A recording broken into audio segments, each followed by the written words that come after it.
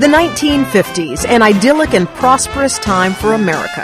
And outside the sleepy town of McMinnville, Oregon, a simple farmer and his wife quietly tended to their crops, fed their animals, and photographed alien spaceships.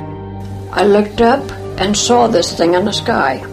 Well, it was bronze on the top and silver on the bottom. I would say right around the size of a big parachute, maybe a little bit bigger. Evelyn Trent was outside tending to the rabbits when she caught a glimpse of the strange object. She yelled for her husband Paul to bring the camera.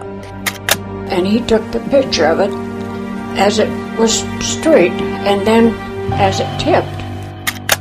And just, really went. It went fast.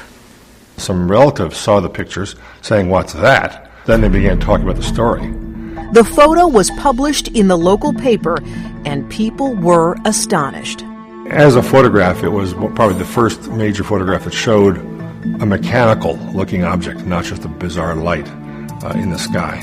The case got a lot of fame because it was a real sharp, one of the sharpest pictures of a structured object that was ever published for decades.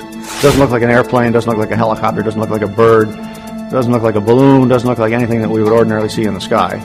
So what was it? Physicist Bruce Maccabee spent nearly 40 years working for the Naval Surface Warfare Center.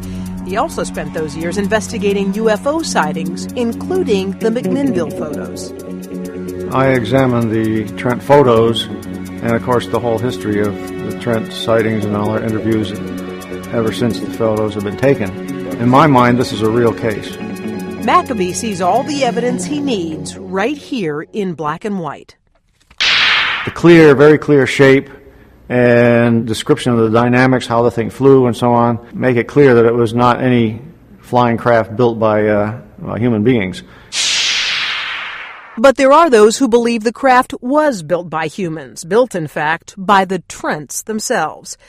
The McMinnville photos are clearly a hoax. Robert Schaefer, an author and well-known UFO skeptic, believes the farmer and his wife were pulling the wool over people's eyes, and that it didn't take much effort to do so. You would just get some object that had the shape you wanted, whether it was a truck mirror or some other object, and put it on a very fine thread and put that over the telephone wires, which are only 10 or 15 feet above the ground, probably on 2 wires, and just, hoist it up that way. Just to look up and see something like that. If that is true, why would the Trents attempt such an elaborate hoax? She said that she'd seen UFOs prior to this, but until she had the photos, nobody would believe her. Both Mr. and Mrs. Trent have passed away, but decades after they took those famous photographs, the debate shows no signs of zipping off into the Oregon sky.